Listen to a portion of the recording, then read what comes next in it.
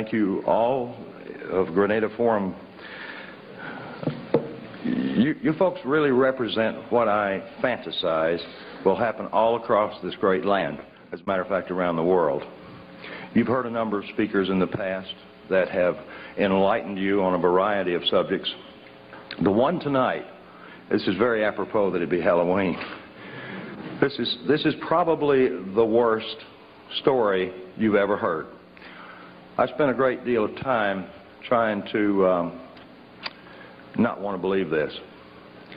But unfortunately, the evidence is that support not only Cathy O'Brien's story, and the other evidence is that Senator John DeCamp from the Nebraska cover-up, Franklin cover-up as it's known, support what you're going to be hearing tonight. In addition to that, there has been a tremendous amount of information that has surfaced over the past really 3 years that has come from people who have been on the front lines. Not only therapists, but we have got generals and colonels from all branches of the military and members of intelligence that have provided us with literally tons of documentation, not only supporting Cathy's story, but thousands of others just like her. Cathy O'Brien is not unique. I wish she were, because if she were, I would not be in front of you right tonight, because it would mean that this problem went no further. Unfortunately, that is not the case. What has happened to Cathy O'Brien is happening all around the world, and it's happening in daycare centers, it's happening in homes, and not homes of Appalachian people who lack lack any education or any written language skills, who have been practicing incest for years. This is happening as a result of a very coordinated effort that has come out of the intelligence communities, again, from around the world. My role in all of this is relatively simple, but nevertheless complex. I'm going to give you all a background tonight of about a few minutes of MK Ultra information. I can't, nor can Cathy, discuss what we may surmise are other victims, other than the ones that are the most obvious ones, like Timothy McVeigh. And again, it is not our experience. We have no proof. We only have Mr. McVeigh's admissions and some other information that would support it. And we spent about 5.5 years on the lecture circuit with law enforcement and mental health. Now, that was done to protect us. It was also done to ferret out as much information as we could regarding other survivors, as well as ferreting out information through law enforcement, or I should say cooperative law enforcement, who were like you all, they're free thinkers, and they knew something was going on, but they didn't understand it. I will attempt to give you as much background on myself so that you'll have some understanding of how I was able to do what we've accomplished, Cathy and I. But our main concern, of course, remains the same focus, and that is to get this information out to the populace of this country and all the other countries that are affected, and we don't know many that aren't, and also to affect Cathy O'Brien's institutionalized daughter, Kelly, who, by the way, went into an institution when she was 8 years old, right after I rescued them, and she remains in that institution or a institutionalized setting to this day. I don't know how many of you all can imagine being a child and being raised in a mental institution, but I can assure you it is not a pretty sight, even though Kelly has not been mistreated as she had been prior to going into the institution. External control of the mind is not something new. It's thousands of years old. It's recorded in caves. It's recorded the exact formula for trauma-based mind control in the Egyptian Book of the Dead. Adolf Hitler was particularly interested in mind control, and he assigned his right-hand man, Heinrich Himmler, to do some research, particularly on the families of Northern European, multi-generational, sexually abused, psychologically abused, physically abused children. You see, I'm sure each of us understands, those of us that read the Bible and understand its literal interpretation about the sins of the father, understand what multi-generational abuse means. In this case, multi-generational abuse, and that begins, by the way, at birth, involves horrendous sexual and psychological and physical abuse that is put on these children by their caregivers. Well, Adolf Hitler knew pardon me, that these people who are abused become very, very receptive to external control of their mind. They also develop some incredible abilities, like 44 times visual acuity.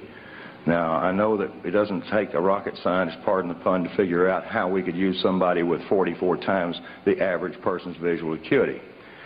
It's called special forces. Special forces individuals are screened very carefully. Now, back when I was working for the Defense Department in a project known as MK Ultra, which was the exact project that Adolf Hitler assigned Himmler to do on multi-generationally abused children, I saw nothing of what Cathy O'Brien is reporting. I saw no abuse. What I saw in the prison systems and in the mental institutions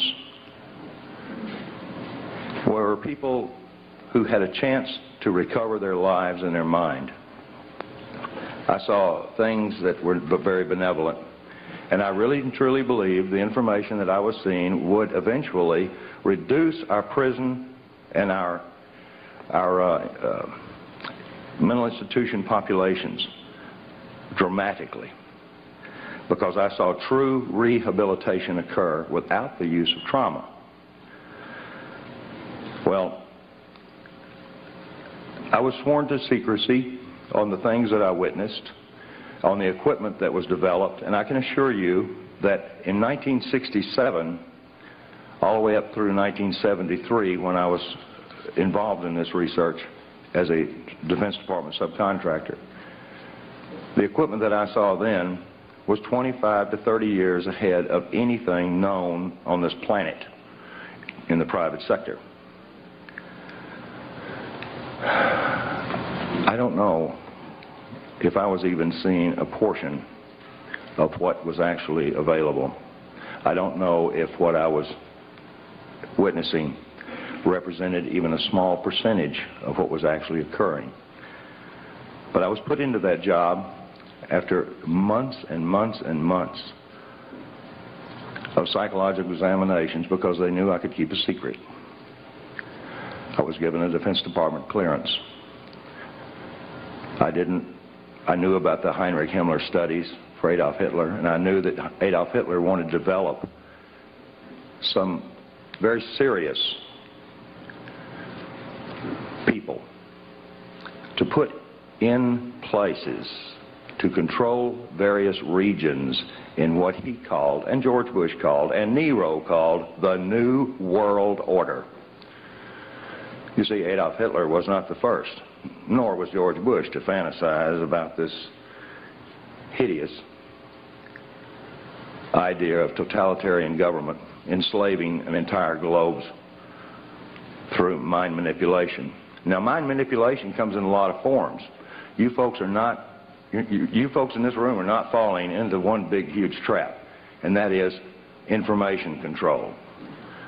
And I again thank the Grenada Forum for bringing Cathy and I in to impart this message, because we need your support. This book is not distributed through bookstores for the most part. The few bookstores that do handle it directly with us. to guard the integrity of the book so that it would go totally uncensored, we published it ourselves the first time.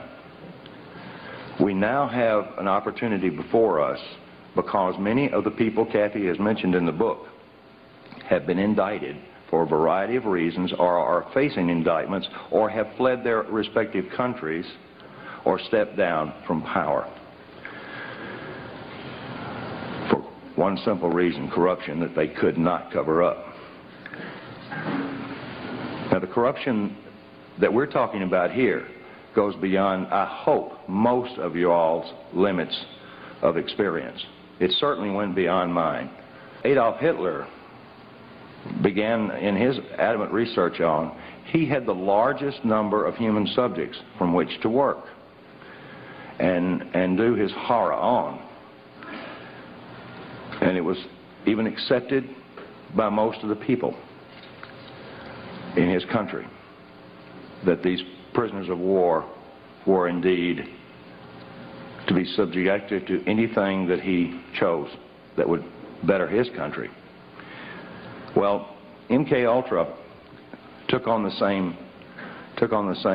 scientist, because in 1947, when the National Security Act was formed,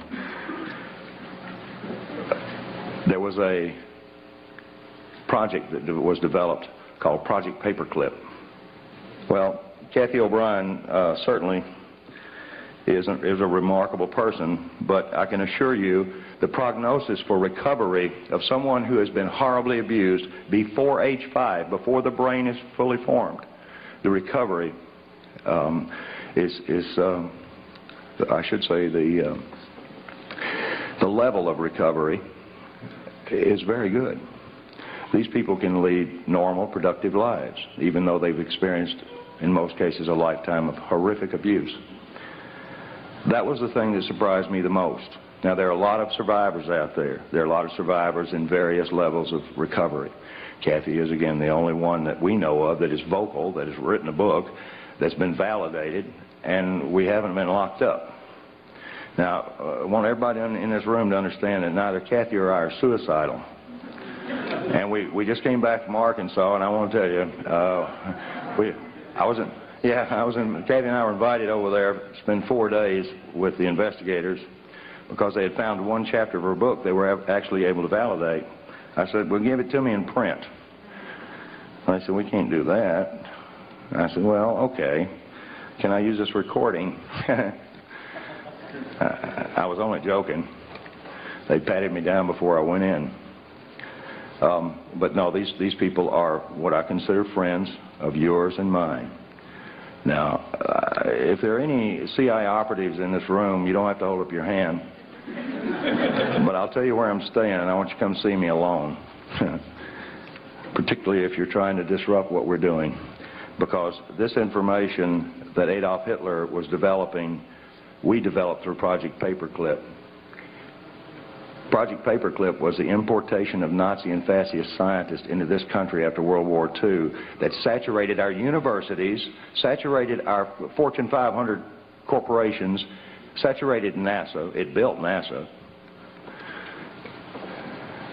And it has infiltrated every aspect of society with its filth. Filth in child pornography, filth in blood rituals and hideous religious beliefs that involve human sacrifice, anything to traumatize the mind. Some of these, I'm approached by a number of avid researchers that say, well, this is Satan behind it. Well, I want to tell you, these are people behind it, because I worked for the airline that brought these folks in. I had no idea what I was involved in, but I was recruited by Capital International Airways for the purposes that I could keep my mouth shut, and I worked on a need-to-know basis. Most operatives do not know who they're working for. There are over 86,000 of them in this country.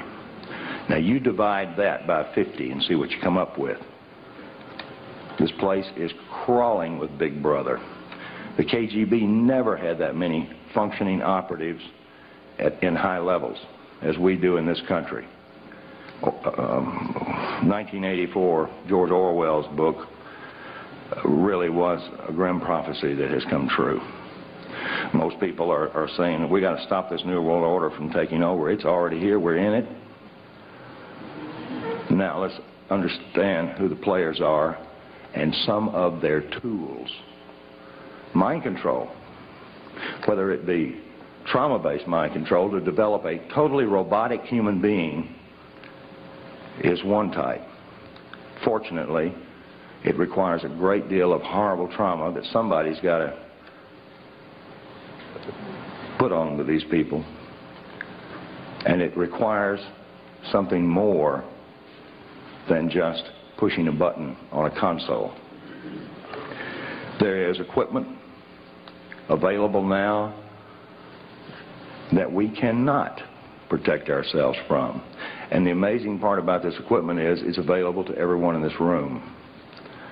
I don't quite understand the philosophy about making pain field generators and another device called an MDD-1, which uses a dual coil electromagnetic pulse system, which affects our cerebral cortex. It stops logical thought. You couldn't balance your checkbook if one of these things were turned on, nor could you think to turn it off. Any more than Cathy O'Brien could have thought to have walked away from her victimization. This is not the beaten wife syndrome. This has nothing to do with an economic situation. This has something to do with robotic mind control.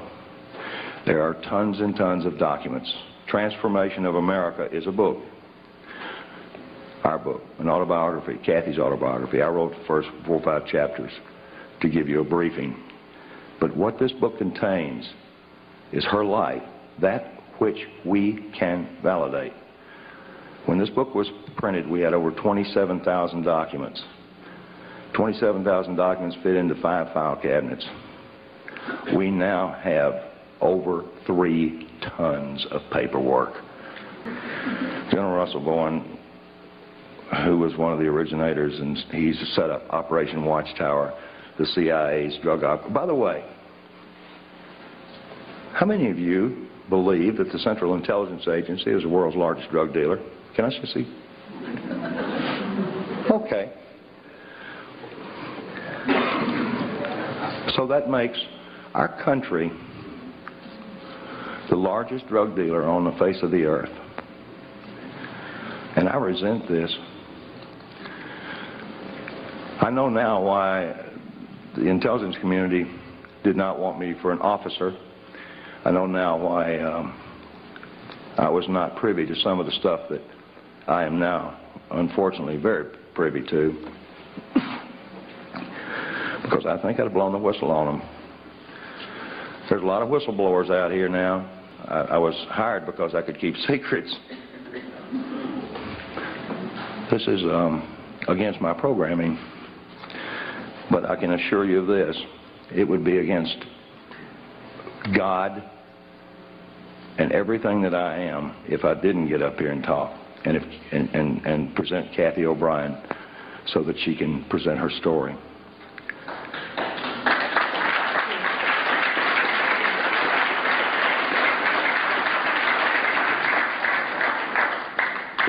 Cathy and I are really humbled by the number of people that we see that would have done the same thing. And people come up and say, oh man, we really appreciate what you're doing. I said, well, thank you.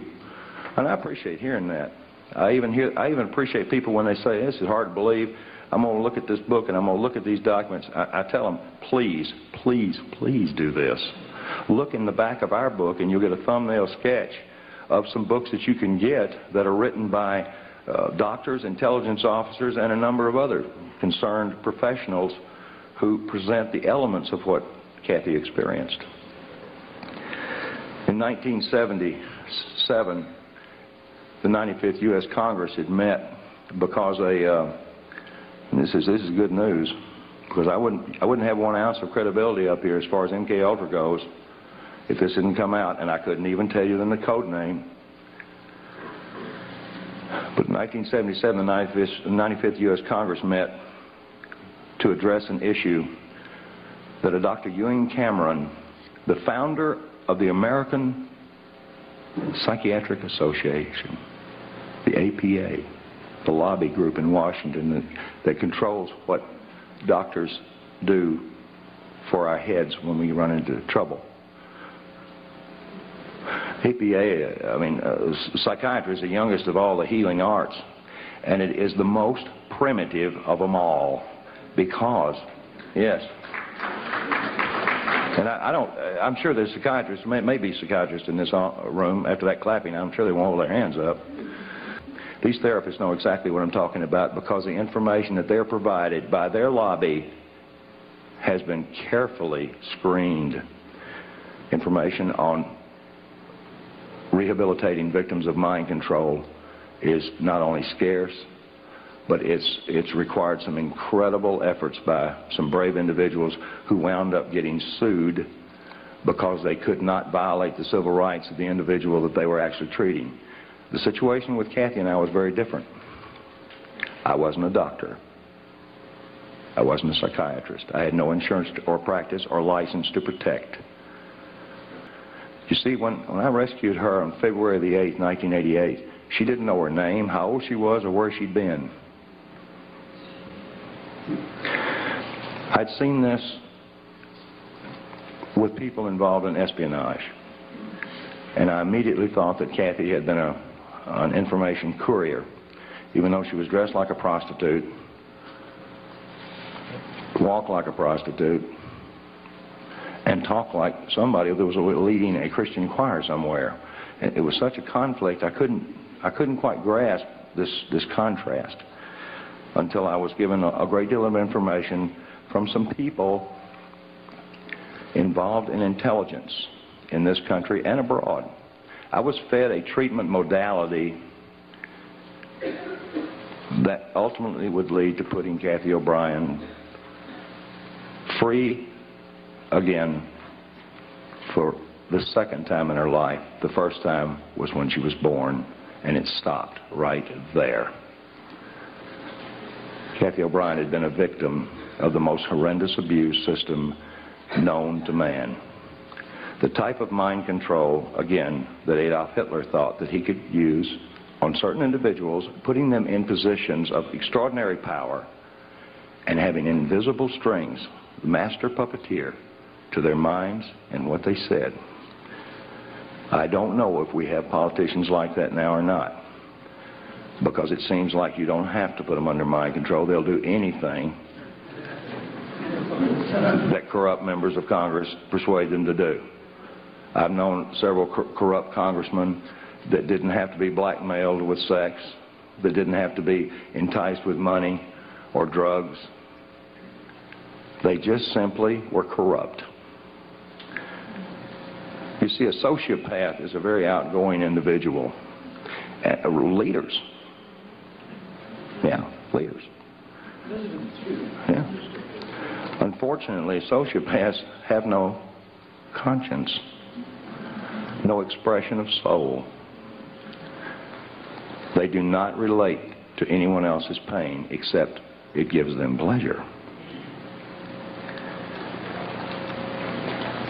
MK Ultra was designed and had many, many sub-projects for developing the perfect soldier, the perfect espionage agent, things that I was told that would cover an area of our national security that no soldier and no diplomat could possibly cover. No one told me that we were using them as drug mules and prostitutes. No one told me that we were using them for breeders so that children could be provided sheiks, world leaders. No one told me that we were using them for money laundering operations. When I rescued Cathy and her daughter, the information about this is in the book.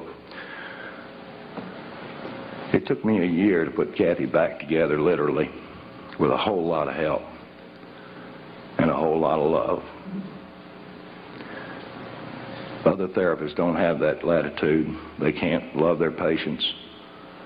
They can't keep them away from telephones. They can't keep them away from newspapers and TVs.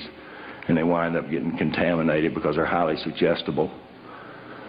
They see an ad for fried chicken, they can smell it. Now, I dreamed as an ad man to be able to produce ads like that. I worked real hard just to get somebody to go, nice ad. But nobody ever drooled on any pages that I ever put out. And I used subliminal, I used a form of neurolinguistics. Those of you who do not know about NLP should learn. Tony Robbins is an advocate of NLP, and he teaches. As a matter of fact, he taught George Bush and he taught Bill Clinton. And there's nothing wrong with Tony Robbins. He's not a bad guy. He's a smart businessman. And any smart businessman these days knows the value of neurolinguistics, or the language of the unconscious. I always call it the language of the subconscious, and I'm getting outvoted by all the mental health people. They're saying, that's not right. Unconscious. Well, to me, it's the subconscious. But the language of the subconscious provided me the codes, keys, and triggers to unlock all the rest of the doors in Cathy's mind that pertain specifically to her abuse. It gave me information like bank account numbers. People who had worked around MK Ultra and knew anything about deprogramming, and by the way, it's nothing more. I'm nothing more than a hacker. Instead of hacking a hard drive computer, I'm hacking the hard drive up here. This job as a hacker provided me some incredible information on bank account numbers. And instead of going down and looting the bank accounts and having to hide for the rest of my natural life in luxury, I took them to the FBI and gave them to them. Not because I knew they were clean or dirty. It's because I didn't want them to kill me over it. I provided everything that's in this book over a period of 3.5 years to every state, federal, and local law enforcement agency that was directly involved with this case, and the names of over 1,000 agencies and people. I wanted to get this before Congress.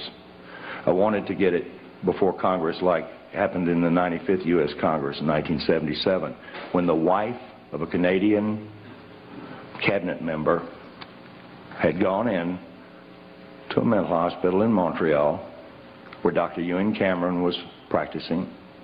I wonder why they say practicing.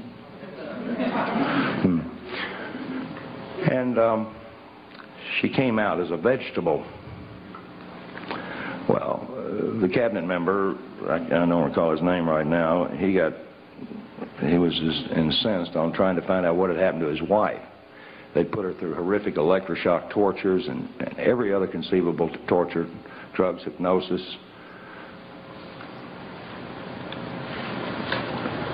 Unfortunately, many others were involved in Dr. Ewan Cameron, the founder of the APA's experiments. Some of those recovered ones. I'm in touch with 2 of them. And these people are highly functional and most likely will be doing the same thing we're doing. One of them will be in the very near future. I don't know of any in this country that have recovered to the point where Cathy O'Brien has, because no doctor can dedicate 16 to 18 hours a day, day in, day out, 7 days a week, and violate every civil right that they've got and get away with it legally.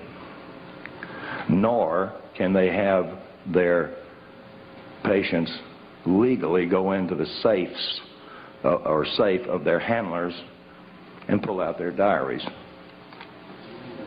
Ooh. By the way, in one of the diaries, it's got Bill Clinton's home phone number. It's got Dick Thornburg on a coke deal for $20,000. And the list goes on. This is a small group, gang. I suppose, if you consider the population of the United States, it's so fractional, these bad guys that are in control of all of us, it's so fractional that we wonder what on earth could they be doing people wonder, how does Clinton survive all of these attacks against him? How did George Bush survive the attacks against him? Well, he didn't.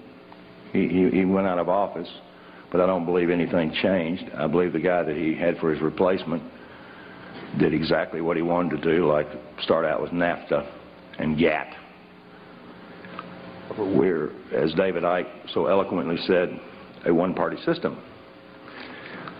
There are ways to change that, and there are a number of people that are making some very positive efforts in that direction.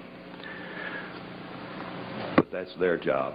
My job and Cathy's job is to stand before groups like you, very nervous, because we're not nervous that we stand in front of you so much as we want to make sure that the information you get will excite you enough to where you'll go out and talk about it, or go out and investigate it and talk about it some more. That's all we want to do. I am absolutely intent on the idea that the information contained in this book will indeed reach the eyes of those who can see. And the information contained on this video that's being produced right now will reach the eyes of those that can hear and see truth, so that they will get out and begin to wonder why Sirhan had the same psychiatrist, Jolyon West, Lee Harvey Oswald, Timothy McVeigh. Now, boy, I'll tell you, this guy's real popular. He's right down here at UCLA. He was also the first person to call me on my unlisted, unpublished, fake name telephone out in the boonies outside of Anchorage, Alaska, after I rescued Cathy and her daughter. I wasn't connected well enough to be told not to do anything on my own, and at the time I was absolutely out of my mind from hearing this stuff. I was suffering from what is known as post-traumatic stress disorder. I was shell-shocked after hearing what Cathy and Kelly were showing me, and then or telling me, and I was showing this information to members of the intelligence community and members of U.S. Customs and other branches of federal law enforcement who validated it for me. Thank you. At this point, I'd like to present Cathy O'Brien, the person who rescued my spirituality. I wasn't a bad guy, but I needed that extra push, and I'm mighty proud to have been with her for over 8 years now.